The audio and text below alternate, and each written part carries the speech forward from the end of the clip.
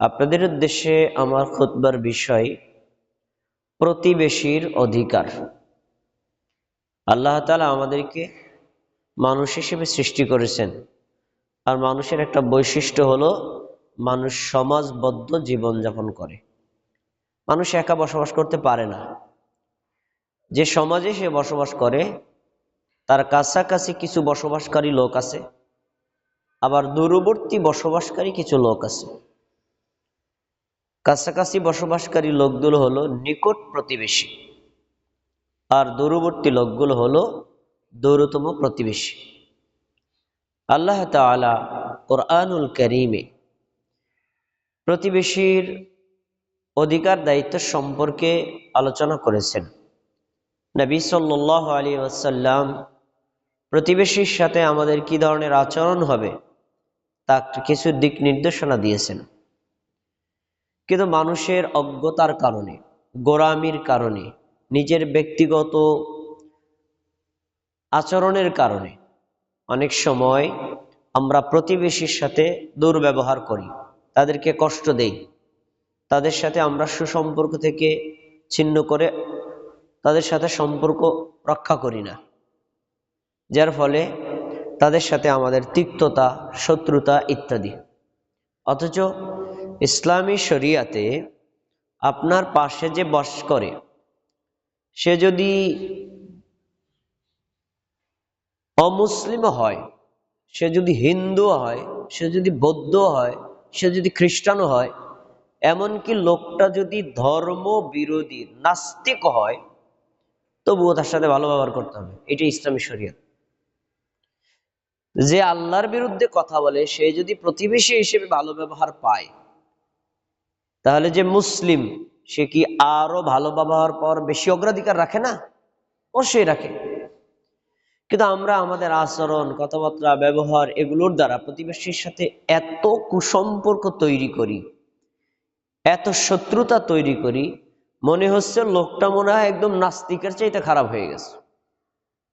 এগুলো করি কেন? আমরা জানি না ইসলামী শরিয়াতে প্রতিবেশীর ব্যাপারে আল্লাহ এবং তার রাসূল কি নির্দেশনা দিয়েছেন। তাই প্রতিটি নারী, প্রতিটি পুরুষ তার জানা উচিত আমাদের আশেপাশে যারা বসবাস করে তাদের সাথে আমাদের আচার আচরণ, ব্যবহার কি হবে। আল্লাহ রাব্বুল আলামিন কুরআন মাজিদে একাধিক জায়গায় কথা বলেছেন। আমি একটা জায়গা থেকে আপনাদেরকে শোনাচ্ছি। সূরা নিসা 36তম আয়াত। আল্লাহ তাআলা এখানে বলেন, ওয়া'বুদুল্লাহ, তোমরা আল্লাহর ইবাদত করো, ওয়ালা তুশরিকু বিহি শাইআ, আল্লাহর সাথে কাউকে শরীক করো না, ওয়াবিল ওয়ালিদাইনি ইহসানা, তোমরা তোমাদের বাবা এবং মায়ের সাথে ভালো ব্যবহার করো। এরপরে বলছেন অবিযিল কুরবা, তোমাদের নিকটাত্মীয়দের সাথে ভালো ব্যবহার করো, ওয়াল ইয়াতামা, ইয়াতিমদের সাথে ভালো ব্যবহার করো, ওয়াল মাসাকিন, মিসকিনদের সাথে ভালো ব্যবহার করো। এরপরেই এনেছেন অল জারি যিল কুরবা অল জারিল জুনুব, যে তোমার নিকট প্রতিবেশী তার সাথে ভালো ব্যবহার করো, যে তোমার দূরতম প্রতিবেশী তার সাথে ভালো ব্যবহার করো। খেয়াল করতে হবে। আল্লাহ প্রথমে বললেন তোমরা আল্লাহর ইবাদত করো, এটা ফরজ, মানে তাওহীদ। ওয়ালা তুশরিকু বিহি শাইআ, তোমরা আল্লাহর সাথে শিরিক করো না, তাহলে শিরিক না করাটাও ফরজ। তারপরে বলেছেন পিতামাতার সাথে উত্তম ব্যবহার করো, তাহলে পিতামাতার সাথে ভালো ব্যবহার করা কি নফল? ফরজ। এরপরে বলেছেন তোমার নিকটাত্মীয় যারা আছে তাদের সাথে ভালো ব্যবহার করো, তাই ব্যবহারটা কি? ফরজ। এরপরে বলেছেন ইয়াতিম এবং মিসকিনদের সাথে ভালো ব্যবহার করো, এটা কি? ফরজ। অনুরূপ ভাবে পরের স্টেপে গিয়ে এনেছেন তোমার কাছে যে বসবাস করে তার সাথেও ভালো ব্যবহার করো, যে তোমার দূরে বসবাস করে তার সাথে ভালো ব্যবহার করো। তাহলে বোঝা যাচ্ছে আল্লাহ তাবারাকা ওয়া তাআলা তার ইবাদত করা, শিরিক থেকে বিরত থাকা, পিতামাতার সাথে ভালো ব্যবহার করা, নিকটাত্মীয়দের সাথে ভালো ব্যবহার করা, ইয়াতিম মিসকিনদের সাথে ভালো ব্যবহার করার পরেই প্রতিবেশীদের কথা বলেছেন। কেন? প্রতিবেশীর পরিচয়টা আগে একটু জেনে নেন। প্রতিবেশী কাকে বলে? এই আয়াতের ব্যাখ্যা করেছেন রাসূলের একজন সাহাবী আব্দুল্লাহ ইবনে আব্বাস। তিনি বলছেন নিকট প্রতিবেশীকে আল্লাযী বাইনাকা ওয়া বাইনাহু করাবাতুন, যেই লোকটার বসবাস তোমার আশেপাশে, আপনার ঘরের পাশে ঘর, আপনার ঘরের ডাইনে ঘর, আপনার ঘরের বামে ঘর, মানে একদম কাছাকাছি, যার সাথে দৈনিক সকালেও দেখা হয় বিকেলেও দেখা হয়, এর নিকট প্রতিবেশী। এরপরে দূর প্রতিবেশী পরিচয় তিনি বলছেন আল্লাযী লাইসা বাইনাকা ওয়া বাইনাহু করাবাতুন, যার বাড়িটা একেবারে তোমার ঘরের কাছাকাছি না, একটু দূরে, মাঝে মাঝে দেখা হয়, এরকম যদি হয় তাহলে সেও তোমার দূরতম প্রতিবেশী। তো নিকট প্রতিবেশী তার সাথেও ভালো ব্যবহার করবা, দূরতম প্রতিবেশী তার সাথে ভালো ব্যবহার করবা, তবে নিকট প্রতিবেশীর বেশি অগ্রাধিকার পাবে। কেন? প্রতিবেশীর সাথে আপনি ভালো ব্যবহার করবেন, সে হতে পারে হিন্দু, হতে পারে খ্রিস্টান, হতে পারে বৌদ্ধ। কেন ভালো ব্যবহার করবেন? কারণ হলো, উদাহরণস্বরূপ, আজকে যদি আপনার বাড়িতে আগুন লাগে, আমার বাড়ি মাদারীপুর, আমি মাদারীপুর থেকে শুনে আসতে আসতে আপনার বাড়ি পুরে ছাই, কিন্তু আপনার পাশে যদি হিন্দুও বাস করে, দেখবেন একটা বালতি নিয়ে আসছে পানি ঢালার জন্য। তো এরকম 10 জন লোক যদি আপনাকে হেল্প করে, আপনার বাড়িটা বেঁচে গেল। কেন? প্রতিবেশীর সহযোগিতা সবার আগে পাওয়া যায় বিপদে পড়লে। তাই আমরা কেউ বিপদ থেকে মুক্ত না। আমরা যদি প্রতিবেশীর সাথে শত্রুতা লাগায় রাখি, তাদের সাথে হিংসা বিদ্বেষ করি, তার সাথে খারাপ ব্যবহার করি, আমি কখনোই বিপদে পড়লে তার সহযোগিতা পাবো না। আর মানুষ কেউ বিপদ থেকে মুক্ত না। এজন্য নবী সাল্লাল্লাহু আলাইহি সাল্লাম এবং আল্লাহ তাআলা জোর দিয়ে বলেছেন প্রতিবেশীর সাথে উত্তম ব্যবহার করার। আরেকটি কথা হলো, আপনি একজন মুসলিম, আপনি একজন মুমিন, আপনি আপনার আচার আচরণ, কথাবার্তা, ব্যবহার দ্বারা পাশে যে বাস করে হিন্দু, বৌদ্ধ, খ্রিস্টান অথবা নাস্তিক, তার আপনার ব্যবহার দিয়ে প্রমাণ দিবেন আমি একজন পাক্কা মুমিন আর মুসলিম। ইসলামে এই ব্যবহার শিক্ষা দিয়েছে। আপনার আচরণ আচরণ যদি খারাপ হয়, তাহলে আপনার এই ব্যবহার দ্বারা ইসলামের প্রতি তাদের কুধারণা আসবে। তাই নারী হোক অথবা পুরুষ হোক, সবারই উচিত পাশে যারা বাস করে তাদের সাথে ভালো ব্যবহার করা, কোনোভাবে শত্রুতা তৈরি না করা, কখনো যদি ঝগড়া যেটি হয় এটা মিটিয়ে নেওয়া। আশা, তাহলে আমরা যেটা পেলাম সেটা হলো, আল্লাহ তাআলা নিজে প্রতিবেশীর সাথে ভালো ব্যবহার করার নির্দেশ দিয়েছেন, তার এই নির্দেশটা মানা আমাদের জন্য ফরজ। এটা একটা ইবাদত। সালাত আদায় করা, সিয়াম পালন করা যেমন ইবাদত, পাশে বাস করা লোকদের সাথে ভালো ব্যবহার করাও ইবাদত। এবার ভাইয়েরা, প্রতিবেশীর ব্যাপারে ইসলামী শরীয়তের আরেকটা অংশ হলো হাদিস। হাদিসে কি নির্দেশ দিয়েছে দেখেন। রাসূলের স্ত্রী আয়েশা রাদিয়াল্লাহু আনহা বলছেন, ক্বালা রাসূলুল্লাহ সাল্লাল্লাহু আলাইহি সাল্লাম, আল্লাহ রাসূল সাল্লাল্লাহু আলাইহি সাল্লাম বলছেন, মা জালা ইউসিনি বিল জার, আল্লাহর পক্ষ থেকে জিবরাইল আমার কাছে আসতেন, প্রতিনিয়ত এসে আমার কাছে বারবার প্রতিবেশীর ব্যাপারে ভালো ব্যবহার করতে এতবার ওসিয়াত করেছেন, এতবার নির্দেশনা দিয়েছেন, আন্নাহু জানান্তু সাইওয়ারিসুহু, আমার ধারণা হয়ে গেছে, ওইটা দেখে আমাদের ধারণা হয়েছে, মনে হয় এই প্রতিবেশীকে সম্পদের ওয়ারিশ করে দেওয়া হবে। ভালো করে খেয়াল করে শুনুন, হাদিসটা ছোট কিন্তু এর গভীরতা অনেক বড়। আজকে যদি আমি মারা যাই, আমার রেখে যাওয়ার সম্পদ আমার ছেলে এবং মেয়ে পাবে। আমার বাবা যদি মারা যায়, আমার বাবার সম্পদ রেখে যাওয়া ছেলে মেয়ে পাবে। ছেলে মেয়ে না থাকলে তারপরে পার্শ্ববর্তী লোকেরা, নিকটাত্মীয়রা পায়। খেয়াল করুন, কেন আমি আমার বাবা মায়ের সম্পদ পাবো? কারণ তার সাথে আমার রক্তের সম্পর্ক, তার সাথে আমার একেবারে কাছাকাছি সম্পর্ক। আমি অন্যদের চাইতে বাবা মায়ের হকটাকে বেশি অগ্রাধিকার রাখি। তো রাসূল সাল্লাল্লাহু আলাইহি ওয়াসাল্লাম বলছেন, জিবরাইল যতবারই আমার কাছে আসে ততবারই বলে, তোমার পাশে যারা বাস করে তাদের সাথে ভালো ব্যবহার করো। তোমাদের নিকট, তোমার নিকটে যারা থাকে, যাদের সাথে দৈনন্দিন দেখা হয়, সকালে দেখা হয়, বিকালে দেখা হয়, তার সাথে ভালো ব্যবহার করো। আর বারবার বলার কারণে নবী বলছেন, আমার ধারণা হয়েছে, আমার মনে হয় একটা পর্যায়ে এসে জিবরাইল বলবে, নবী তুমি মারা গেলে তোমার সম্পদের ভাগ প্রতিবেশীকে দেওয়া লাগবে। তাহলে বোঝা যাচ্ছে আল্লাহ তাআলা নবীর মাধ্যমে, আল্লাহ তাআলা জিবরাইলের মাধ্যমে আমাদের নবীকে প্রতিবেশীর সাথে উত্তম ব্যবহার করার, ভালো ব্যবহার করার এত জোর দিয়েছেন, আমাদের নবী ধারণা করেছেন, নিয়েছেন, নিজের ছেলে যেমন সম্পদ পায়, হয়তো প্রতিবেশীও সম্পদ পেতে পারে। তাহলে আপনি চিন্তা করেন, প্রতিবেশীকে ইসলামী শরীয়তে কত বেশি গুরুত্ব দেওয়া হয়েছে, প্রতিবেশীর সাথে ভালো ব্যবহার করা কত গুরুত্ব দেওয়া হয়েছে, যেগুলোর মাধ্যমে আল্লাহ নবী ধারণা করে নিয়েছেন তাদেরকে হয়তো সম্পদের ভাগ দেওয়া হতে পারে। এরপরে প্রতিবেশীর সাথে আপনি যে ব্যবহার করবেন সেটার একটা স্টেপ আছে। যারা একদম কাছে তাদেরকে বেশি অগ্রাধিকার দিবেন, যারা একটু দূরে বাস করে তাদেরকে কম অগ্রাধিকার দিবেন। কেন দিবেন? আপনি বিপদে পড়লে সবার আগে নিকট প্রতিবেশী আসে। এই জন্য রাসূল সাল্লাল্লাহু আলাইহি ওয়াসাল্লামকে একজন ব্যক্তি জিজ্ঞেস করছিল, ইয়া রাসূলুল্লাহ ইন্নালি জারাইন, আল্লাহর নবী, আমার দুইজন প্রতিবেশী আছে, একজন আমার ঘরের কাছে ঘর আর একজনের ঘর একটু দূরে। তো আমি যখন তাকে সহযোগিতা করি তাহলে কাকে আগে দিব? টাকা ধার দিতে পারি, কোনো কিছু ঋণ দিতে পারি, বা বিপদে পড়লে তাকে সহযোগিতা করতে পারি, এ কাকে আগে করব? নবী সাল্লাল্লাহু আলাইহি ওয়াসাল্লাম বলছেন, ইলা আকরাবিহিমা মিনকি বাবান, দুইজনের মধ্যে যার বাড়িটা, যার ঘরটা তোমার বেশি কাছে, তুমি তার সাথে বেশি ভালো ব্যবহার করবা এবং তাকে অগ্রাধিকার দেবা। তাহলে প্রতিবেশী দূরতম হয়, নিকটতম হয়, নিকট প্রতিবেশীকে বেশি অগ্রাধিকার দিয়ে তাদের সাথে সুসম্পর্ক রক্ষা করা, এটাই ইসলামী শরীয়তের নির্দেশ। ভাইয়েরা আমার,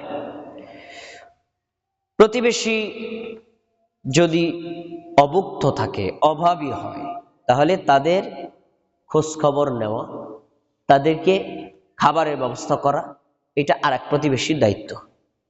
আপনি মুমিন, আপনার টাকা পয়সা বেশি আছে, পাশে যে মুমিন বাস করে সে অভাবী হতে পারে, তো তার খাওয়া দাওয়ার কি খবর, তার কোনো সমস্যা আছে কিনা মাঝে মাঝে একটু খোঁজ খবর নেওয়া, এটা আপনার এবং আমার ইমানি দায়িত্ব।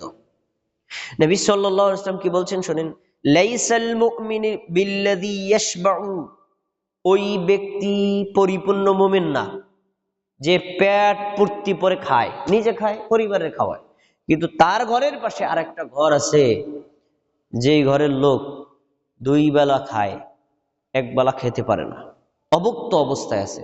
তো এই অবস্থায় সে তার প্রতিবেশীর খোঁজও নিল না, তাকে একটু সহযোগিতা করলো না, তাকে একটু খাবারও দিল না, নিজে পেট পূর্তি করে খাইলো, এই লোকটি পাক্কা মুমিন হতে পারে নাই। তাহলে বোঝা যাচ্ছে প্রতিবেশী দুঃখে থাকলে, কষ্টে থাকলে, অভাবে থাকলে তাদের খোঁজ খবর নেওয়া, এটা অপর মুমিনের একটা ইমানি দায়িত্ব। রাসূল সাল্লাল্লাহু আলাইহি সাল্লাম দানের ক্ষেত্রে, সহযোগিতার ক্ষেত্রে প্রতিবেশীকে অগ্রাধিকার দিতে বলেছেন। দেখেন, আন আবি যর রাদিয়াল্লাহু আনহু قال ان خليلي اوصاني, আবু যর রাদিয়াল্লাহু আনহু বলেন, আমার একান্ত বন্ধু আমাকে ওসিয়ত করেছেন। একান্ত বন্ধুকে নবীকে তিনি একান্ত বন্ধু বলেছেন। আমার একান্ত বন্ধু নবী সাল্লাল্লাহু আলাইহি ওয়াসাল্লামকে বলছেন, ইদা তাবাখতা মারাকান ফাআকসির মাআহ, তুমি যখন তরকারি রান্না করবা বাড়িতে, তখন একটু পানি বেশি দিও, তাহলে ঝোল বেশি হবে। তুমি অল্প কিছু গোশত রান্না করেছো, তো গোশত যে কয়টা টুকরা আছে নিজের পরিবার খেলে শেষ হয়ে যাবে, তা তুমি কি করো, একটু ঝোল বেশি, তখন গোশতের ঝোলটা একটু মজা লাগে, আরে সম্ভব হলে ওই অতিরিক্ত ঝোলটা তোমার পাশের ঘরে যে বাস করে তাকে দাও। ভালো খাবার তৈরি করছেন, বেশি যদি হয় তাহলে তো খাবার দিবেন। আমাদের দেখছি আলহামদুলিল্লাহ আমাদের মা বোনদের একটা গুণ আছে, তারা এই পিঠা তৈরি করছে, পাশের ঘরে দেয়, ভালো একটা খাবার তৈরি করছে, পাশে দেয়। এটা একটা চমৎকার ইসলামী শরীয়তের গুণ, ভালো গুণ। এরকম একটাই কথা বলছেন, তো আপনি ধরেন গোশত রান্না করছেন, পাশের ব্যক্তি গোশত খাওয়ার তৌফিক নেই, কিন্তু গোশত আপনি দিতে পারছেন না, কিন্তু গোশতের একটা ঝোলও যদি দেন, এটাও আপনি একটা নেকের কাজ করলেন। তাহলে আপনি একটু চিন্তা করেন, ইসলামী শরীয়তে আপনার পাশে বাস করা মা, বোন, ভাই, বাবা, চাচা, এদেরকে যদি আপনি অগ্রাধিকার দেন, সহযোগিতা করেন, তাহলে এটা আপনি স্বল্প আকারে করলেও ইসলামী শরীয়তের একটা নেক কাজ করলেন। ভাইয়েরা আমার, প্রতিবেশী ভালো হওয়া এটা সৌভাগ্যের একটা লক্ষণ, আর প্রতিবেশী খারাপ হওয়া এটা একটা দুর্ভাগ্যের লক্ষণ। আপনি সর্বোচ্চ চান তার সাথে সুসম্পর্ক রক্ষা করতে, কিন্তু উনি রক্ষা করে না, এরকম টাইপের আছে, এমন হয়। আপনি চেষ্টা করছেন তার সাথে কখনো ঝগড়া বিবাদ করবেন না, বাড়াবাড়ি করবেন না, জমি জমা নিয়ে কোনো তর্ক করবেন না, প্রয়োজনে 1 বিঘা বেশি খাবেন, তারপরে ভালোভাবে থাকবেন, কিন্তু ওই লোকটা হলো কামড়া কামড়ি টাইপের, গলা খাউজানি টাইপের, গ্রামের ভাষায় যেটা বলে, ঝগড়া না করলে পেটের ব্যথা হজম হয় না, এরকম মানুষ আছে। তো এটা যদি হয় এটা খুবই খারাপ লক্ষণ।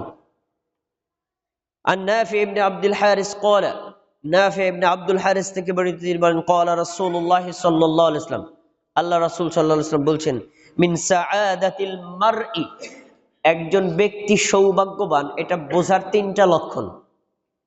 মিন সাআদাতিল মারই, আপনি যে সৌভাগ্যবান মানুষ এটা বুঝতে গেলে 3টা জিনিস লাগবে।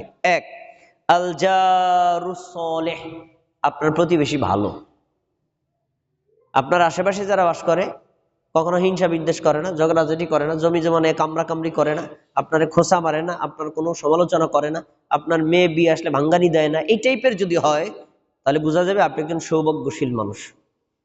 1। 2 নম্বর, ওয়াল মারকাবুল হানিয়্যু, আপনার ভালো একটা বাহন আছে, ধরেন একটা গাড়ি আছে বা একটা মোটরসাইকেল আছে অথবা একটা ঘোড়া আছে, এটা কোনো ত্রুটি দেয় না, ভালো ব্যবহার করে আপনি আরাম পান, এটা আপনার সৌভাগ্যের লক্ষণ।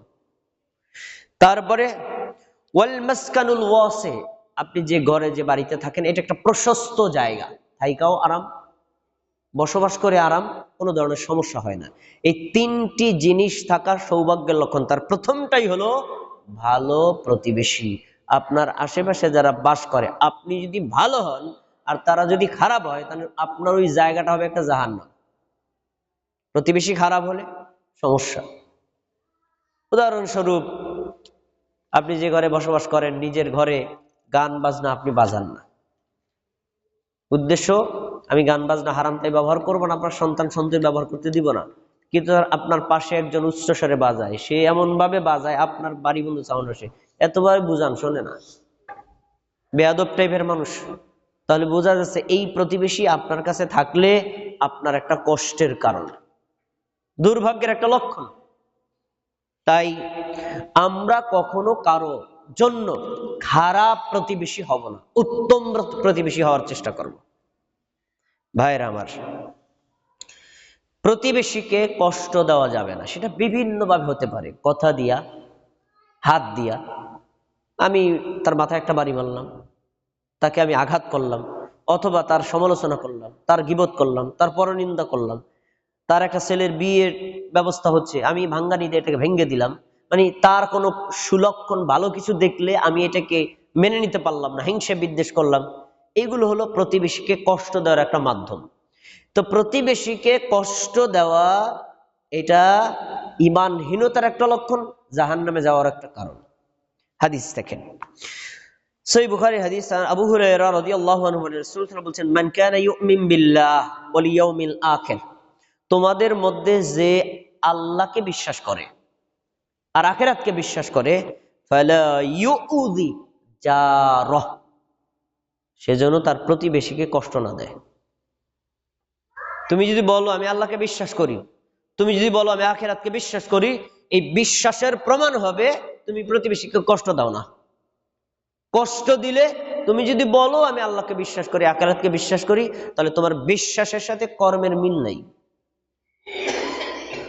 তাহলে আল্লাহ রাসূল সাল্লাল্লাহু আলাইহি ওয়াসাল্লাম মুমিন ব্যক্তিকে প্রতিবেশীকে কষ্ট দেওয়ার জন্য নিষেধ করছেন।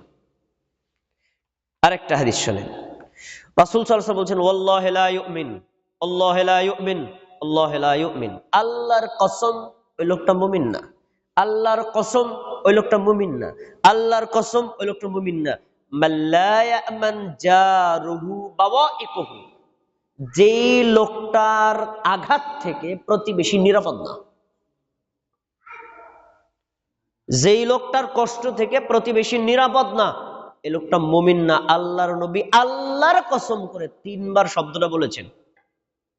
আর জেনে রাখেন, আপনি যদি মুমিন না হন জান্নাতের ধারে কাছেও যেতে পারবেন না, জান্নাত পাওয়া তো দূরের কথা। তাহলে যে নারী যে পুরুষ প্রতিবেশীকে কষ্ট দেয়, প্রতিবেশী তার কষ্টে খুবই দুঃখিত হয়, এই লোকটা মুমিন না। আল্লাহ নবী 3 বার বলছেন সে মুমিন না, সে মুমিন না, সে মুমিন না।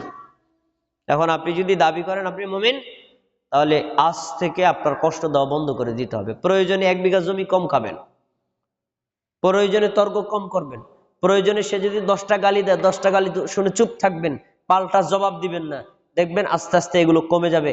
আপনি আপনার আচার আচরণ কথাবার্তা দ্বারা প্রতিবেশীকে কষ্ট দেওয়া থেকে বিরত থাকেন। আরেকটি হাদিস দেখেন, রাসূলুল্লাহ সাল্লাল্লাহু আলাইহি ওয়াসাল্লাম বলেন, লা ইয়াদখুলুল জান্নাতা মান লা ইয়ামান জারুহু বাওয়াইকুহু।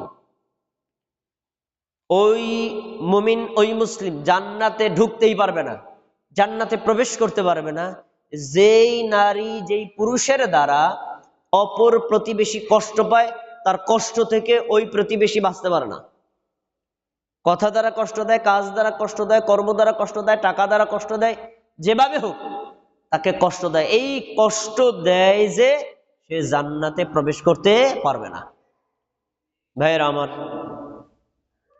আমরা পুরুষরা সমাজে বসবাস করি, নারীরাও বসবাস করে।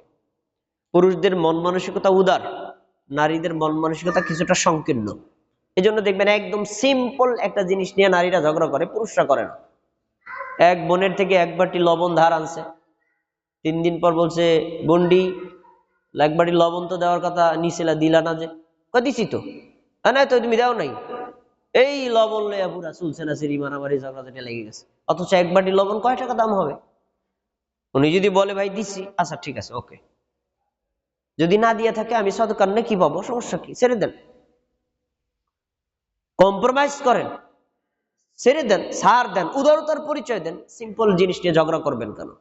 এটা আমি কেন বললাম? 1 বাটি লবণকে কেন্দ্র করে আমরা হিংসা বিদ্বেষ ঝগড়া বিপদে জড়িয়ে পড়ি। এর ফলে প্রতিবেশীকে অশ্লীল ভাষায় কষ্ট দিই, অশ্লীল ভাষায় গালিগালাজ করি, এবং যার ফলে সে আমার উপর সবসময় রেগে থাকে। এমনকি মৃত্যুবরণ করলে আমার উপর অভিশাপও দেয়, এমন মহিলারাও আছে। তাদের জন্য একটা ভয়ঙ্কর হাদিস, আমার মা বোনের হাদিসটা মনোযোগ দিয়ে শুনতে পারেন। আমাদের সমাজের মা বোনদের, কিছু মা বোনের গুণ খুব ভালো, নফল ইবাদতের ব্যাপারে খুব পারদর্শী। প্রতি সপ্তাহে সোমবার বৃহস্পতিবার সিয়াম পালন করে, প্রতি মাসে আইয়ামে বীজের রোজা রাখে, এবং শাওয়ালের রোজা, অন্যান্য রোজা এগুলো খুব আগ্রহের সাথে পালন করে। কিন্তু এই মা বোন নফল ইবাদতের পাশাপাশি প্রতিবেশীকে কষ্ট দেয়, প্রতিবেশীর সাথে ঝগড়ায় লিপ্ত হয়, হিংসা বিদ্বেষে লিপ্ত হয়, পরশ্রীকাতরতায় লিপ্ত হয়, তাদের সাথে শত্রুতায় লিপ্ত হয়, গীবতে লিপ্ত হয়। এখন উনি মনে করে যে এই সকল কাজ করি এটা ইসলামের শরীয়তের অঙ্গ না। হিংসা করছি কি হয়েছে, ঝগড়া করছি কি হয়েছে, এটা ঝগড়া জায়গা ঝগড়া থাকবে, আর আমার ইবাদতের জায়গায় ইবাদত আছে, আমি ইবাদত দিয়ে জান্নাত নিয়ে যাব। এই টাইপের কিছু মা বোন আছে, তাদের জন্য হাদিস মুসনাদে আহমদ হাদিস নম্বর 9675। عن أبي هريرة رضي الله عنه قال رجل يا رسول الله। আবু হুরায়রা রাদিয়াল্লাহু আনহু বলেন, একজন ব্যক্তি আমাদের নবীর কাছে এসে আমাদের নবীকে জিজ্ঞেস করছে, হে আল্লাহর রাসূল, ইন্না ফুলানাতা ইউযকারু মিন কাসরাতি সলাতিহা ওয়া সিয়ামিহা ওয়া সাদাকাতিহা। একজন নারীর কথা আপনাকে আমি বলবো, নাম বলছি না, মানে নাম বলতে কি বোঝায়, যে নাম জিজ্ঞেস না করে বলছেন একজন নারীর কয়টা গুণ আছে। মা বোনেরা শোনেন, 1, এই নারী ফরজ সালাত আদায় করে, নফল সালাত বেশি বেশি আদায় করে, তাহাজ্জুদ পড়ে, আর সে রমজান মাসে রোজা তো রাখে, আরো নফল রোজা রাখে, ফরজ যাকাত তো আদায় করে, আবার নফল দানও করে। তাহলে ফরজ গুলো আদায় করার পরে নফল গুলো করা, এটা কি খারাপ লক্ষণ না ভালো লক্ষণ? ভালো লক্ষণ। এইগুলো তার 3টা গুণ, নফল আমল বেশি বেশি করে। কিন্তু তার একটা দোষ আছে। দোষটা কি? আন্নাহা তুযি জিরানাহা বিলিসানিহা। এই মা, এই বোন, এই কন্যা, এই স্ত্রী, সে তার জিহ্বা দ্বারা প্রতিবেশীকে কষ্ট দেয়, ঝগড়া করে, অশ্লীল ভাষায় গালিগালাজ করে, গীবত করে, পরনিন্দা করে, হিংসা বিদ্বেষ করে, তারপরে চগলখড়ি করে, এই টাইপের হলো তার দোষ। এই মাসআলা আমাদের নবীকে জিজ্ঞেস করছেন ওই সাহাবী। আল্লাহ রাসূলের ফতোয়া শুনেন মা বোন, তিনি বলছেন ক্বালা হিয়া ফিন্নার।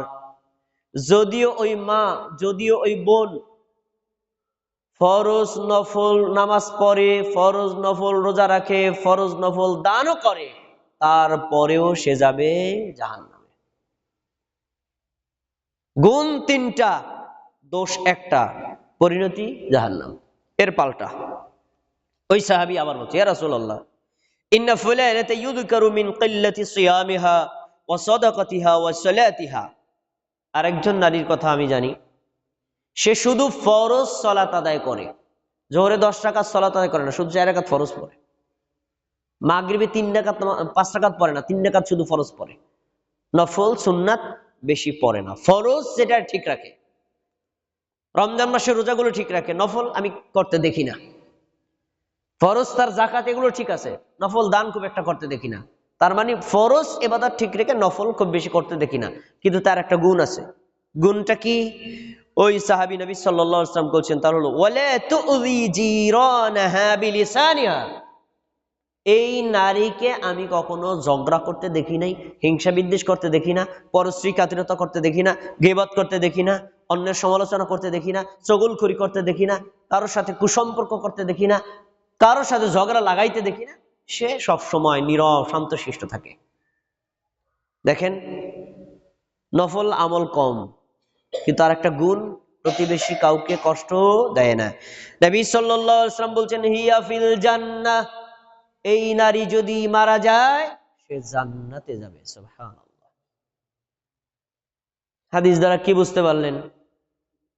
আমার সমাজের কিছু মা বোনেরা নফল আমলে দেখবেন রাস্তায় হাঁটার সময় তাসবিলিও করতেছে, তাসবির ফাঁকে ফাঁকে আবার কয় অমুক রেছে নোজ এই তো করছে রাত্রিবেলায়। মানে কি বল?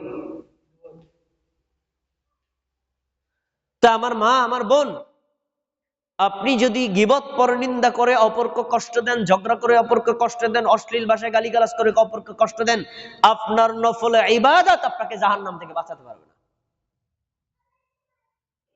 এজন্য এখনো যাদের আমাদের এই কুঅভ্যাস আছে প্রতিবেশীকে কষ্ট দেওয়া, এই কষ্ট দেওয়া থেকে আমাদের বেরিয়ে আসতে হবে, না হলে এর পরিণতি হবে জাহান্নাম। ভাইয়ের আমার, প্রতিবেশী একটা গুরুত্বপূর্ণ বিষয়, কারণ তার সাথে দৈনন্দিন দেখা হয়, আর দৈনন্দিন যার সাথে দেখা হয় তার সাথে সম্পর্কটাও বেশি হয়। হতে পারে সম্পর্ক হওয়ার মধ্যে আবার অনেক সময় কুসম্পর্কও হয়, এটাকে বর্জন করতে হবে। অতিরিক্ত মিশে যাওয়া এটাও ক্ষতিকর। স্বাভাবিক সম্পর্ক থাকবে। অতিরিক্ত সম্পর্কটা কিভাবে হয়? বিশেষ করে আমাদের দেশে অনেক ভাইয়েরা বিদেশে থাকেন, তার স্ত্রীরা দেশে থাকেন, তো স্ত্রীরা অনেক সময় বাজারঘাট করতে পারেন না, প্রতিবেশী বাইরে দিয়ে করতে পারেন, প্রয়োজনে তার সমস্যার কারণে করতে পারেন, কিন্তু এইভাবে করতে করতে গিয়ে আবার তার সাথে কোনো জেনার সম্পর্কে লিপ্ত হওয়া যাবে না। জেনা করা পাপ, কিন্তু প্রতিবেশীর সাথে জেনা করা ডাবল পাপ। কারণ প্রতিবেশীর ভাই বোন তাদের নিরাপত্তা দেওয়া আপনার ইমানি দায়িত্ব, কিন্তু আপনি পাল্টা করছেন। এই জন্য রাসূল সাল্লাল্লাহু আলাইহি সাল্লাম তাকে জিজ্ঞেস করা হয়েছিল, আল্লাহ রাসূল, ইসলামী শরীয়তে বড় পাপগুলো কি কি? বড় পাপের সিরিয়াল বলতে গিয়ে নবী সাল্লাল্লাহু আলাইহি সাল্লাম বলেছেন, শোনো, আনতুজানিয়া হালিলাতা জারিক। তুমি যদি তোমার প্রতিবেশী কোন স্ত্রীর সাথে জেনা করো, তাহলে এটা ইসলামী শরীয়তে আকবারুল কাবায়ের, বড় অপরাধ। কেন? প্রতিবেশীর হক বেশি, প্রতিবেশী নিরাপত্তা পাবে, আপনার দ্বারা কোনো ক্ষতি হবে না, এটা আপনার দায়িত্ব। ভাইয়েরা আমার, এই জন্য আমাদের প্রত্যেকের উচিত হবে, আমরা নারী বা পুরুষ যারাই বসবাস করি সমাজে, সে আপনার পাশে যদি বাস করে হিন্দু, বৌদ্ধ, খ্রিস্টান, মুসলমান, আস্তিক, নাস্তিক যারাই থাকবে, তখন আপনার দৃষ্টিভঙ্গি হবে সে মানুষ, তার সাথে আমি ভালো ব্যবহার করবো। মানুষ হলে আপনি তার সাথে ভালো ব্যবহার করবেন। কেন? তার আপনার পাশে বাস করে, এই পাশে বসবাস করলে সে আপনার জন্য নিরাপত্তা, আপনিও তার জন্য নিরাপত্তা। এর জন্য একটা বড় বেনিফিট আছে, বড় বেনিফিট, যা আমরা অনেকেই জানি না। দেখেন, আমাদের সমাজে কোনো মানুষ মারা গেলে দেখবেন লাশটাকে সামনে নিয়ে শত শত লোক জানাজার জন্য কাতারবদ্ধ হয়ে দাঁড়িয়ে থাকে। দেখা যায় মানে সিরিয়াল বাই সিরিয়াল ওয়াজ চলতেছে। এই মসজিদের ইমাম আধা ঘন্টা, ওই মসজিদের ইমাম 20 মিনিট, ওই মসজিদের ইমাম 15 মিনিট, এমন করতে করতে মানুষ বিরক্ত হয়ে যায়, তাই না? কিন্তু এইটা আসলে উচিত না। লাশকে সামনে নিয়ে দীর্ঘ ওয়াজ বক্তব্য, এটা আমাদের নবীর অভ্যাস ছিল না, সাহাবীদের অভ্যাস ছিল না। কারণ লাশটার সামনে এটাই বড় ওয়াজ। সে মারা গেছে, আপনিও মারা যাবেন, শিক্ষা নেন। আপনি যেহেতু মারা যাবেন, মৃত্যুর প্রস্তুতি নিয়ে কোনো অন্যায় করবেন না, এটা বড় শিক্ষা। কিন্তু আমি এই কথাটা কেন বললাম?